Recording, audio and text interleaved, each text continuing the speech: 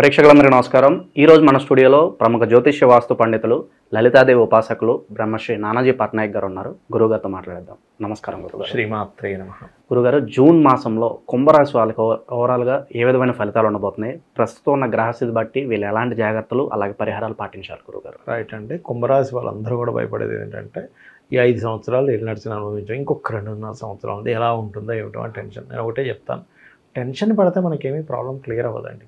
ఇప్పుడు జ్వరం వచ్చింది, టెన్షన్ పడితే క్లియర్ అవుతుందా? ట్యాబ్లెట్ వేసుకుంటాం, సింపుల్, అంతే కదా. అలాగే వీళ్ళు ధనస్థానంలో సంచరిస్తున్నాడు శని, కాబట్టి వీరు ఫైనాన్షియల్ మ్యాటర్స్ విషయంలో జాగ్రత్తగా ఉండాలి. ఎవరికైనా డబ్బులు ఇస్తున్నాం, తొందరపడి ఇస్తున్నామా, అమాయకంగా ఇస్తున్నామా? కొంతమంది ఏం చేస్తారు, డబ్బులు ఉన్నాయి మనవాడు బాగాలేడు కదా అంటే గమగమా ఇచ్చేస్తాం. అవతల వాళ్ళు మంచి వాళ్ళే అయ్యి ఉంటారు, కానీ సమ్ టైమ్స్ ఏమవుతుందంటే మీరు ఇచ్చిన మనీ స్ట్రక్ అవుతుంది ఎప్పుడైనా ధనస్థానంలో శని సంచారం జరిగేటప్పుడు. ఈ ఒక్క విషయంలో జాగ్రత్తగా ఉండాలి. అలాగే కుటుంబ సభ్యుల్లో ఒక్కొక్కసారి ఏవో పాత విషయాలు తీసుకొచ్చి దాని గురించి కొంచెం రప్చర్ అవుతూ ఉంటుంది. ఈ విషయం మెయిన్గా కుంభరాశి వారు జాగ్రత్త పడాలి. ఇక మిగతా అంశాలు కనుక చూసుకుంటే ఈ కుంభరాశి వారికి ఈ నెలలో కనుక గమనించుకున్నట్లయితే కాస్త మీకు పంచమంలో గురు సంచారం, ఓకే. అలాగే కుజుడు కూడా 6 నుంచి జరిగిపోతున్నాడండి. ఎప్పుడైతే కుజుడు 6 నుంచి మారుతున్నాడో ఈ పెయిన్స్ ఉంటాయి సార్, కొంతమందికి బాగా విపరీతమైన బాడీ పెయిన్స్, ఇవన్నీ ఈ 6వ తేదీ నుంచి మారినప్పటి నుంచి చాలా మటుకు రిలీఫ్ వస్తుంది వీరికి, కుంభం వారికి. కాకపోతే 6వ తేదీ తర్వాత ఎప్పుడైతే సప్తమంలోకి వెళ్తున్నాడో ఇక్కడ ఒక్క విషయం ఏంటంటే వీళ్ళు వీలైనంత మట్టుకు మ్యారేజ్ రిలేటెడ్ సంబంధించిన విషయాలు ఒక 1.5 ఇయర్ వరకు కొంచెం పెండింగ్ పెట్టుకోవడం మంచిదని చెప్తాను. ఎందుకంటే ఫస్ట్ 2 మంత్స్ అయితే ఈ కుంభరాశి వారికి, అంటే ఈ జూన్ జూలై మాసాల్లో 7th హౌస్లో, అంటే సప్తమ స్థానము అంటారు. వివాహం గురించి ఎవరికైనా చూడాలి అంటే సప్తమ స్థానమే మనం పరిశీలన చేయాలి. అక్కడ కుజుడు కేతువు కలిసి ఉంటున్నారు. ఎప్పుడైతే ఆ కుజకేతువులు కలిసి ఉంటున్నారో ఏమైపోతుందంటే వీళ్ళ జాతకంలో ఒక యోగం ఉన్నప్పటికీ కాలం అలాగా అనుకూలించలేదు అంటుంటారు. మంచి బిజినెస్ మ్యానే, కానీ ఏమిటోనండి మార్కెట్ లేకపోవడం వల్ల మేము ఎంత ప్లానింగ్ చేసి వేస్ట్ అయిపోయిందంట. అంటే ఏంటి, కాలం అనుకూలమే గోచారం. సో ఈ 2 నెలలు పర్టికులర్గా వివాహ నిర్ణయాలు కావచ్చు, పార్ట్నర్షిప్స్ కావచ్చు, ఈ విషయంలో అనవసరమైన ఘర్షణలు అవుతూ ఉంటాయి. కాబట్టి అవాయిడ్ చేయండి అని చెప్తా. ఫస్ట్ 2 మంత్స్ అయితే జూన్లో మెయిన్గా అవాయిడ్ చేయాలి. ఒకవేళ చేసుకున్న గురుగారు అది లాంగ్ టర్మ్లో ఏదో ఒక ఇబ్బందులు ఏదో ఒకటి, అంటే ఏంటి, వాళ్ళకి హెల్త్ బాగోకపోవడము, లేకపోతే వాళ్ళ నుంచి ఏదో ఒక ప్రెషర్ ఉండడము, ఇట్లాంటివి ఉంటాయి. కాబట్టి జూన్ జూలై పర్టికులర్గా అవాయిడ్ చేయండి. ఇంకా లేదు మేము ఒక 1.5 ఇయర్ ఆగగలము అంటారా, ఆగితే ఇంకా మంచి. లేదు ఒక్కొక్కసారి ఏమవుతుందంటే వాళ్ళ పర్సనల్ చార్ట్లో బలంగా దశలు నడుస్తుంటాయి, 7th హౌస్ దశలు, వివాహాన్ని ఇచ్చే దశలు, అప్పుడు ఫైన్.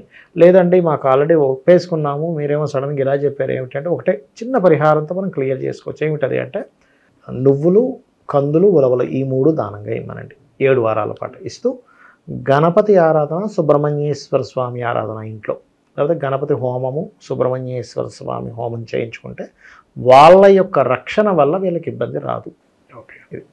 ఇక వీళ్ళకి ఫైనాన్షియల్గా కనుక చూసుకుంటే 2వ స్థానంలో ఉన్నాడు కాబట్టి కొంచెం మనీ ఇచ్చిపుచ్చుకునే విషయంలో జాగ్రత్తగా ఉంటూ, ధనాధిపతి పంచమంలో ఉన్నాడు అంటే ఏమిటి, వ్యాపార మూలకంగా వచ్చేటువంటి ధనయోగాలు అనేటువంటివి చాలా బాగుంటాయి.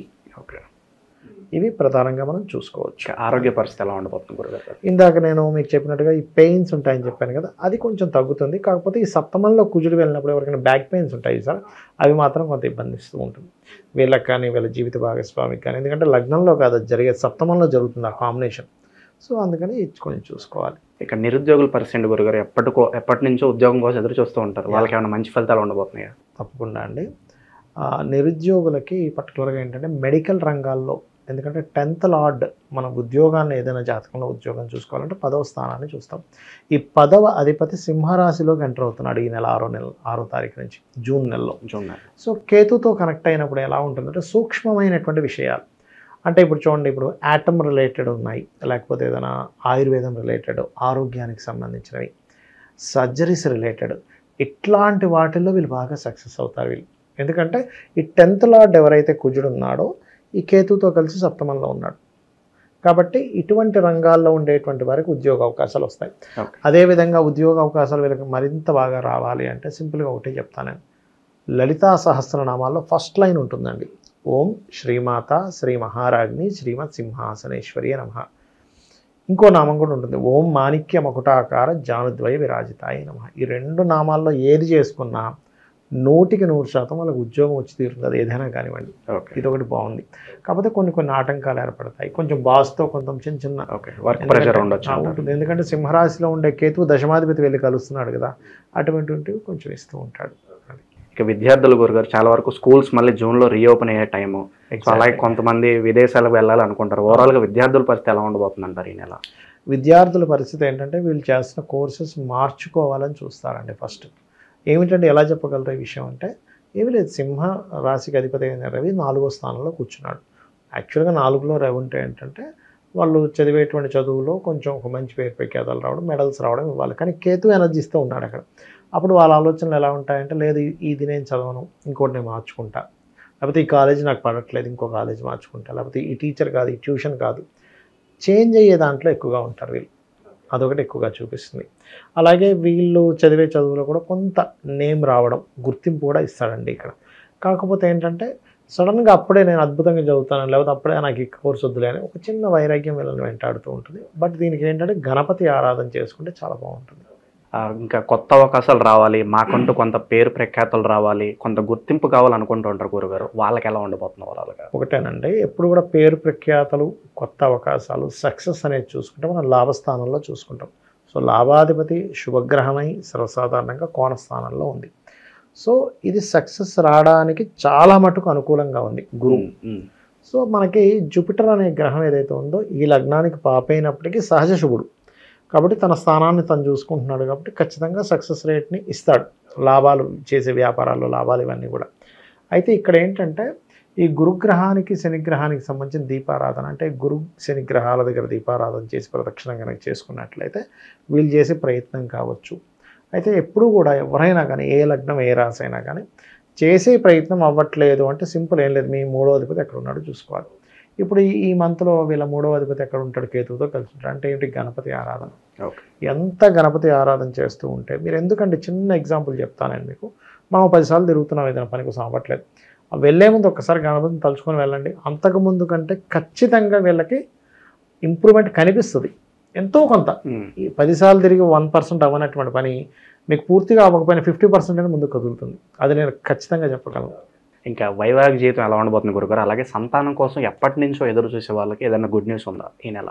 ఖచ్చితంగా సంతానం గురించి అయితే గుడ్ న్యూస్ 100% ఉందండి. వైవాహిక జీవితం విషయంలో మాత్రం ఇందాక నేను మీకు 1.5 year వరకు ట్రై చేయకపోవడమే మంచిది అని చెప్పాము, ఆల్రెడీ ఫస్ట్లో మనం చెప్పుకున్నాం. అయితే ఇక్కడ నేనేం చెప్తానంటే, వివాహ జీవితం వేరే, వివాహం అవ్వడం వేరే.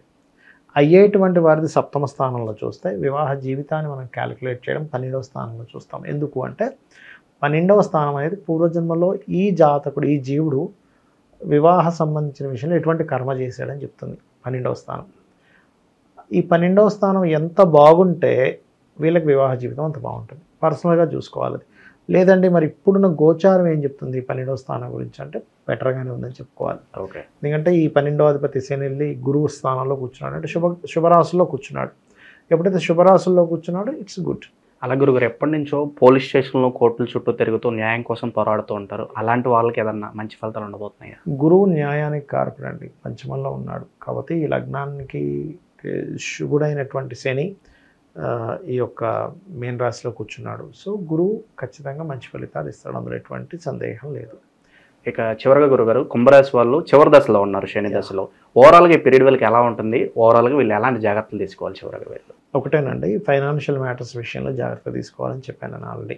అదొకటి మెయిన్గా చూసుకోవాలి. అండ్ వివాహ చేసుకునే విషయంలో లేదా పార్ట్నర్షిప్ చేసే విషయాల్లో ఖచ్చితంగా జాగ్రత్తగా ఉండాలి. వీళ్ళు ఒక కొత్త వ్యక్తిని పార్ట్నర్గా తీసుకుంటామా, ఆ వ్యక్తి ఏమిటి, అనవసరంగా తలనొప్పి అవుతాడా, హెల్ప్ అవుతాడా, ఇద్దరూ బాగుండి ఇద్దరు సంపాదించుకోవడం వేరు, ఒకరికొకరు ఇబ్బంది పెట్టుకునేటువంటి స్థితి అనేటువంటిది వస్తూ ఉంటుంది. కాబట్టి ఆ విషయాలు జాగ్రత్తగా ఉంటూ, కొంచెం పంచమంలో గురుగ్రహం ఉంది కాబట్టి దక్షిణామూర్తి ఆరాధన, విష్ణు సహస్రనామాలు చదువుకోవడం మంచిది. కుంభరాశి వాళ్ళకి ఓవరాల్గా జూన్ నెలలో ఏ విధంగా ఉండబోతుందో చాలా బాగా వివరించారు గురుగారు. ధన్యవాదాలు. శ్రీమాత్రే నమః.